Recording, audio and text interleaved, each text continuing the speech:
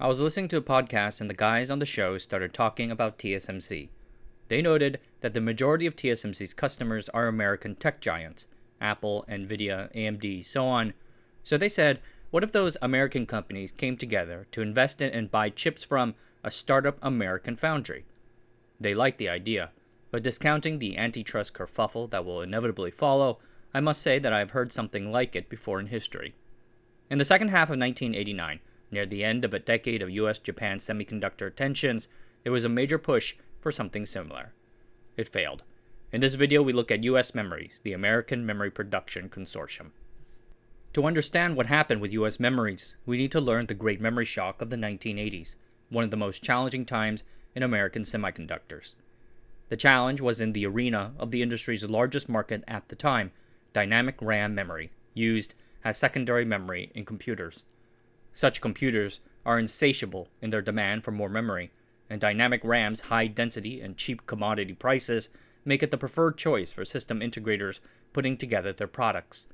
We classify them in generations, with each subsequent generation being 4 times larger than the previous one, so 1 kilobit dynamic RAM to 4 to 16 and so on. An American invented the concept, the late and great Robert Dennard, who recently passed away at the age of 91. And American companies turned the dynamic RAM concept into a growing, profitable industry. First, Intel, with the 1 kilobit Intel 1103 chip, released in 1970. And then came MasTec, which became a $350 million company by dominating the 4 and 16 kilobit generations. At the latter generation, MasTec had 75% share of the world market at its peak. MasTec also pioneered the 16-pin industry standard for dynamic RAM modules. Japanese semiconductor companies seized on this open format to enter the market. They leveraged a combination of superior manufacturing techniques and cheap money to grab share. By 1979 and the 64 kilobit generation, Hitachi, NEC, and Fujitsu had caught up with the Americans. Nevertheless, in 1983, Americans still owned 60% of the market. Seeing nothing but goodness ahead in the memory market, thanks in part to the exploding PC industry, the Americans invested heavily in new capacity, only to be punched in the face by a massive downturn. The economy slowed down in late 1984 and 1985, which then caused the bottom to fall out of the dynamic RAM market. During the worst of it, 256 kilobit chips were selling for $2 a unit, 64 kilobit chips less than $1. The whole semiconductor industry lost $5 billion, $4 billion of which was lost by the Japanese. But those Japanese players survived, thanks in part to the financial wherewithal of their electronics arms, and another part to what was termed as, quote, long-term thinking, end quote. The Americans were not so lucky. Before the crunch, there were 11 U.S. semiconductor companies making dynamic RAM memory: AMD, AMI, Fairchild, Intel, ITT, Micron Technology, MasTec, Motorola, National Semiconductor, Texas Instruments, and Zilog. By 1986, just 3 of those companies remain: Micron, TI, and Motorola. And TI and Motorola were qualified cases. Texas Instruments' memory facility stayed open really just for technology R&D. Motorola exited in 1984, but has kept an eye on the market ever since. So that really just left Idaho-based Micron as the last true American memory maker. I covered Micron in a previous video. In other words, the Japanese now reigned supreme. As this played out, everyone in the US semiconductor industry was asking what to do to defend itself. But people were divided on this. The American Industry Association, or SIA, was deeply divided. As early as 1980, Motorola wanted to file a dumping complaint against the Japanese, but the board twice voted against it. The problem was that a sizable portion of the SIA was made up of chip makers with computer-making arms, like IBM. IBM was then enjoying its PC boom, and though it wanted a healthy market, it opposed things like quotas or tariffs that might limit a critical input for its lucrative PCs. The Reagan administration was also divided. The cabinet was committed to the idea of free trade. Moreover, the implosion of the American DRAM market happened so quickly, basically 2 to 3 years, that several argued that it would be like shutting the barn door after the horse bolted. In the end, Micron launched their own lawsuit against the Japanese, and the Reagan administration backed it. Though I should note, that it was Micron's own late 1984 price cut that kicked off the worst of the 1985 slump. Micron's dumping charges led to others, like an EEPROM dumping petition by Intel, AMD, and National Semiconductor. These were motivated by the discovery of a Hitachi 10% memo, where the company urged its distributors to undercut competitors' prices by 10%, no matter the economics. Concerns about a burgeoning trade war led to the 1986 Semiconductor Trade Agreement. Japan agreed to self-limit what is sold into America, as well as to somewhat open its market to American-made memory chips. What happened next might not surprise people. The 1986 agreement did nothing to bring back the dead. The horse had indeed bolted from the barn.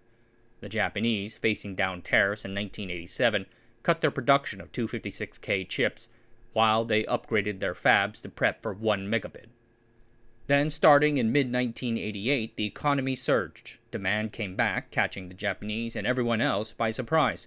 256K supply was down, and 1 megabit had not yet ramped to full scale. Thus, DRAM prices in the third quarter of 1988 surged to unprecedented heights. People were now talking about chip shortage, a crisis in 1988. Jack Tramiel, then the CEO of Atari, said in June 1988, 9 months ago, DRAM sold for $1.50. Today on the spot market, those same chips cost $6. It didn't take the Japanese long to figure out that they can get a higher price for selling fewer chips. They don't mind profiting from American stupidity. Micron turned record profits during the shortage, but it wasn't so fun for the larger PC, computer, and consumer electronics industries. DRAM was their oxygen, and despite the US fabs' attempts to scale up, there was not enough to go around. Companies like Atari to Apple to Sun could not ship product or had to pay more because of memory shortages. The average PC or Macintosh needed 512K at a minimum. Apple's Macintosh SE got pushed back a year. Sun's workstations like the 386i or 360 suffered backlogs 6 months long. And it wasn't just computers either. Laser printers, scanners, fax machines, barcode readers, and more. All of these used dynamic RAM modules for their products. One thing that everyone had plenty of, however, was blame. Blame went to the Japanese for quote-unquote stealing and then quote-unquote strangling the market by first dumping it and then extorting the Americans after winning it. Blame went to the 1986 trade agreement and the American semiconductor makers that brought it on for limiting American access to a critical computer commodity. Blame also went to the American semiconductor companies for exiting the dynamic RAM market and not fighting to stay the course throughout the market turbulence. Motorola and National Semiconductor did think about re-entering the market, but questioned the wisdom of investing so many millions of dollars so long the Japanese can come back again. So continued protections, which the government declined to retain for the long term. The shortage began to subside in a few months, starting with the second half of 1989. Spot prices remained somewhat elevated but were trending down. The Japanese and Koreans ramped up their memory supply, and importantly, for later in our story, the American computer maker struck custom deals with the Japanese overseas. But the great chip shortage of 1988 got people talking about America re-entering the DRAM market. The dependency on Japanese memory chips then terrified the computer makers and the remaining semiconductor makers too. The reason being that, first, DRAM manufacturing excellence has trickle-down effects because it is so repetitive and dense. Second, there were serious concerns that the Japanese would leverage their memory dominance to make inroads into other sectors like ASICs, as in they would say, quote, if you want to buy our DRAMs, you need to buy our other products too, end quote, bundling. People in the press and industry talked about how the American electronics industry should not be subject to what was called a DRAM OPEC. And rumors floated of Apple Computer and Sun Microsystems possibly starting their own DRAM fabs in Silicon Valley. Tramiel, in June 1988, also publicly announced that Atari hoped to buy or make their own semiconductor fab too. Several people in the industry saw this as an opportunity. One of the lessons that the Americans learned from Japan's successes in the late 1970s was the use of collaboration structures within an entire industry. Such lessons led directly to Semitech, a research consortium which received government and industrial money to research certain technologies. As Semitech came together in 1988, the SIA started thinking about maybe a similar consortium, but for manufacturing. The idea was that if no single US chip company was willing to stick its neck out and get back into the DRAM market, then maybe a collective effort could. In March 1989, the SIA and the American Electronics Association, which represents the computer makers, began working on such an effort. In June 1989, the SIA announced the formation of a cross-industry joint production venture between America's largest computer and chip makers. The company was called US Memories. The idea was backed by 7 American tech giants. They were IBM, AMD, Digital Equipment Corporation, or DEC, Hewlett-Packard, Intel, LSI Logic, and National Semiconductor. 3 of these, IBM, DEC, and HP, were major computer manufacturers. Wilf Corrigan of LSI Logic served as chairman, and the CEO was Sanford Kane, a longtime senior executive in IBM's semiconductor division. He joined IBM right out of college in 1962 and had worked there for 27 years. After participating in the founding of Semitech, Kane was asked to lead the US Memories effort as its only full-time employee, though he had up to 25 workers under him, quote-unquote, borrowed from the original 7 partners. The goal was to have a 4-megabit dynamic RAM fab up and running by the end of 1991, about a year and a half away. The product and process technology would be licensed from IBM, which was then already making DRAMs, but only for its own internal usage. Kane saw the company as a cooperative. Whoever joined and invested can buy a corresponding percentage of their DRAM needs at a good price. The US Memories concept was initially costed at about $1 billion, or about $2.5 billion today. The 7 companies contributed about $50,000 each for admin expenses. Kane's job was to find investors for the rest of the money. If he managed to do it, then US Memories was projected to be a $1 billion company by 1993. The US Memories Consortium's backers, which included 3 of America's largest computer manufacturers, evoked antitrust concerns. Semitech was an R&D cooperative of all of America's biggest semiconductor makers. It and others like it were only possible thanks to the National Cooperative Research Act of 1984, or NCRA, which reduced the potential antitrust liabilities of such an arrangement. US Memories was different in that it actually manufactured products for profit. It was the most public such setup since the Toyota GM NUMMI joint venture some 6 years earlier in 1983. That joint venture passed antitrust scrutiny, but with conditions. In congressional hearings in 1989, Sandy Kane testified that US Memories presented no anti-competitive concerns because, by 1992 at its start, it still would only have 10% of a multi-billion-dollar market. He did not ask for funding from the government, but did seek some sort of legislative protection from antitrust threats on joint production ventures like what the NCRA granted to R&D cross-industry ventures like Semitech.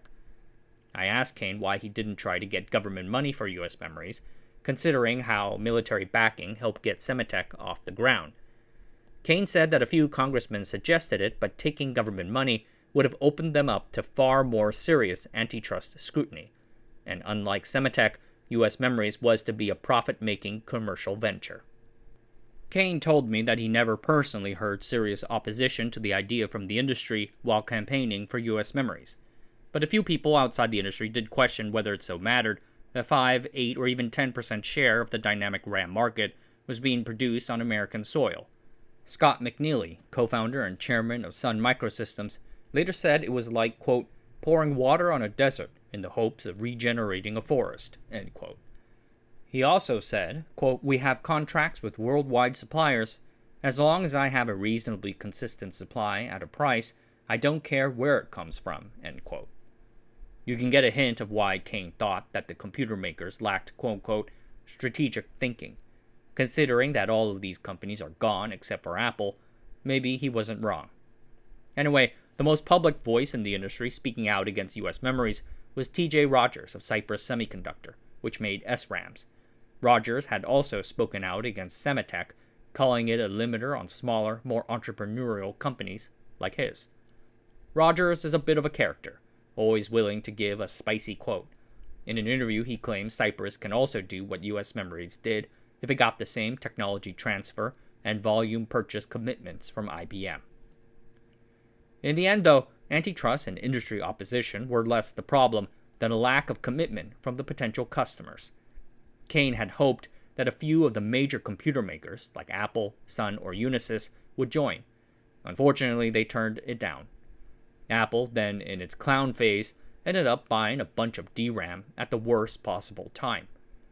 Compaq, then a major computer maker, also could not commit. Even HP, one of the original 7, hedged too. So many went just on and on without a formal commitment. There were several concerns. First, the worst of the memory chip shortage had passed, and DRAM prices had started to fall. Companies were no longer as excited to put up $5 to $50 million of their own money when cheaper chips were now on the market. Second, there were concerns about a startup company being able to rapidly scale up into a 2,000-person enterprise, while also setting up a full-scale high-volume wafer fab.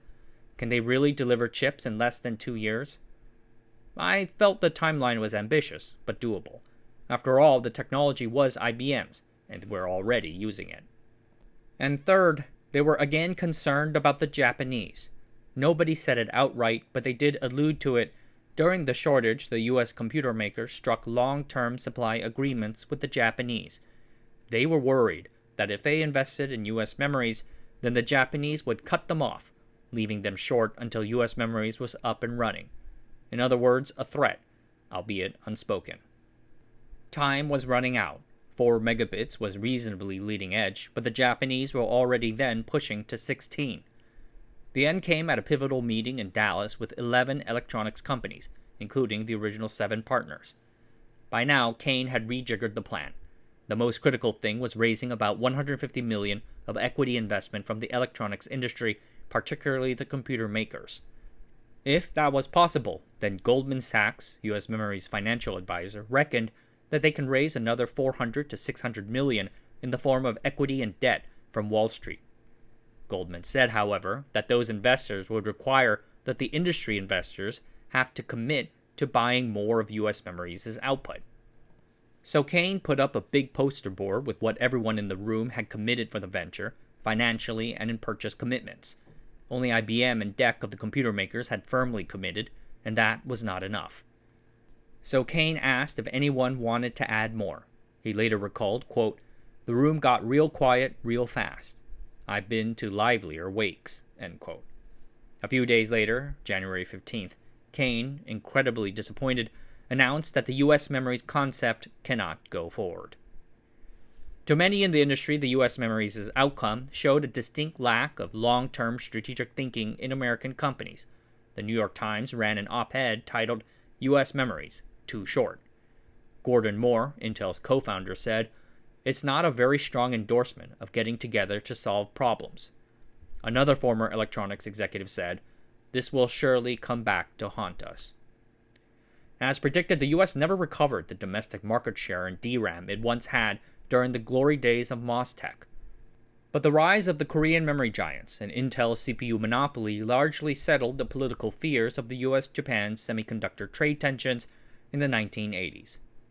And for Kane, he went on to bigger and greater things. Most notably to me, he led the spin-off of the National Semiconductor Fab in Israel to found Tower Semiconductor, and he served as their founding CEO for about 2 years. I want to thank Sandy Kane for taking the time to speak with me and answering my dumb questions.